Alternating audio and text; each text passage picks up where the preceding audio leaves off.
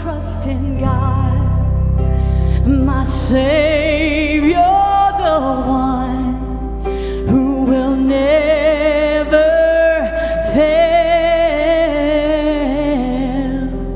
He will never fail. I trust in God.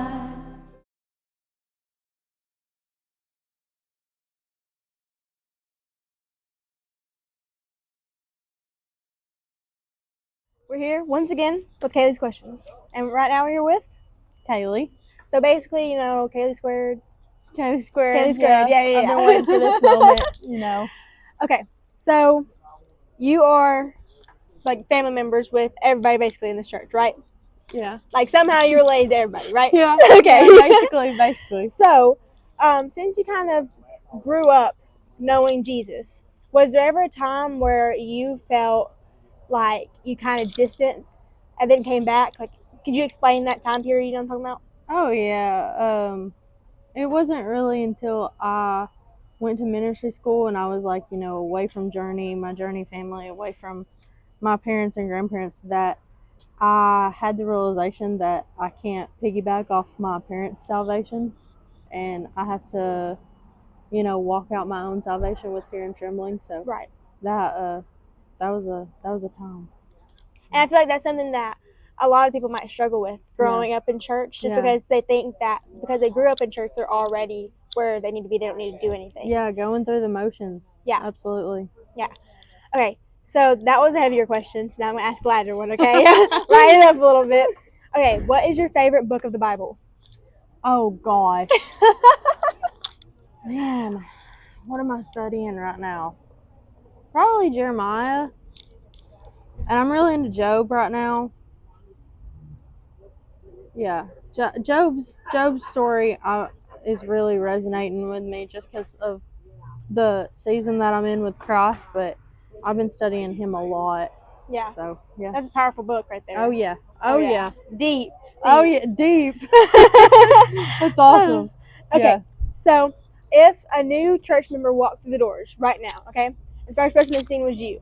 They had never talked to anybody in a church before. They had never known Christ. What would you say to them? I would just say, welcome to the family. We're a family. We're a tight-knit community.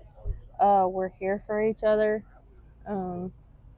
If somebody needs prayer, we're all up there to pray. Oh, yeah. And it's like when you're down, we lift you back up. Yeah. So we're definitely a family. So I think welcome so, to the family. All right, thank you so much. Love you. Love you.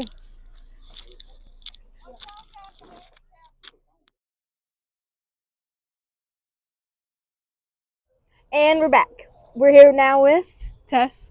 All right. So Tesanee, how long have you been going to Journey? I want to say since last June. Okay. So, we have some banging worship, right? I know, I'm a part of it. And now you're a part of the worship team. Yes, amazing. So, do you have like a favorite song that we sing? In a sense, I don't think we've ever sung it though. But Okay. Gratitude by Brandon Lake. That's the best worship song I think I've ever heard. I love that one. Okay.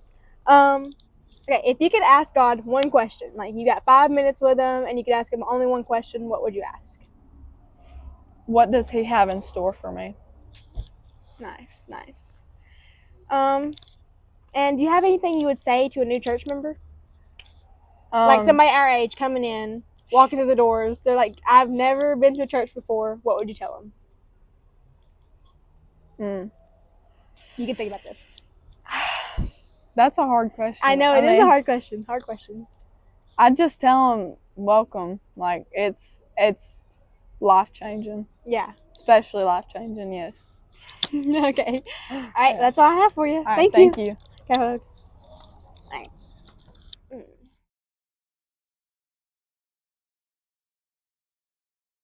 Welcome to Kaylees Questions. Today we're here with Pastor Marion Pope.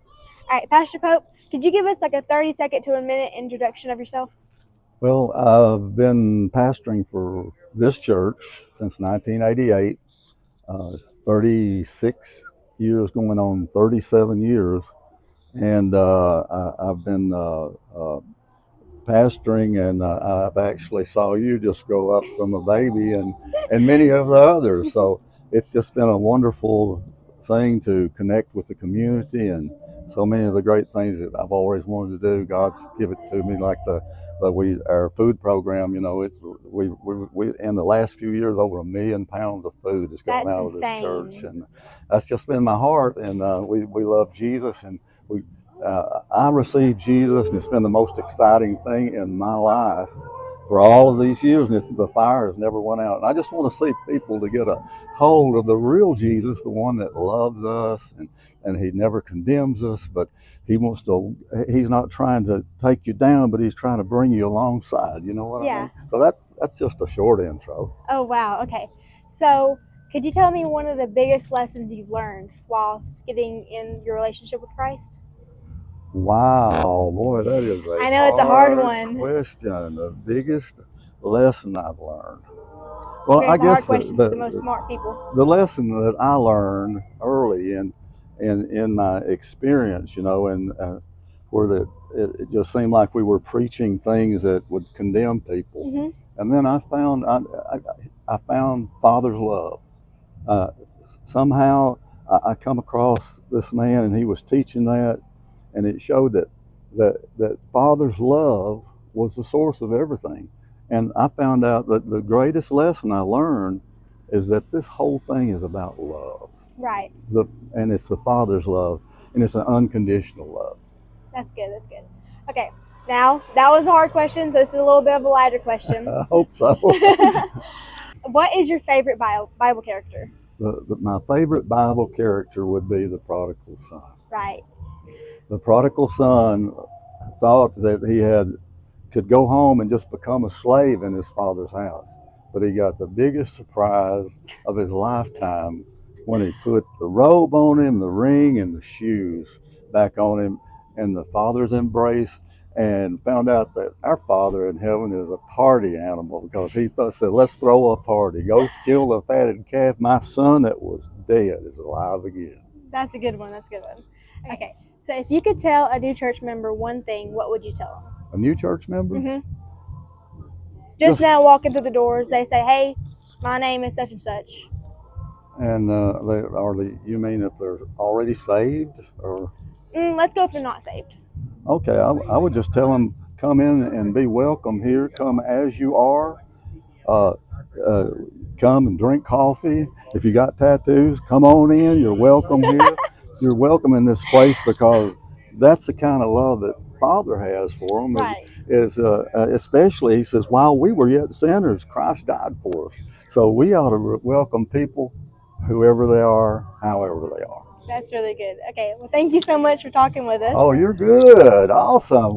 You're doing a good job. Thanks. I trust in God. All right.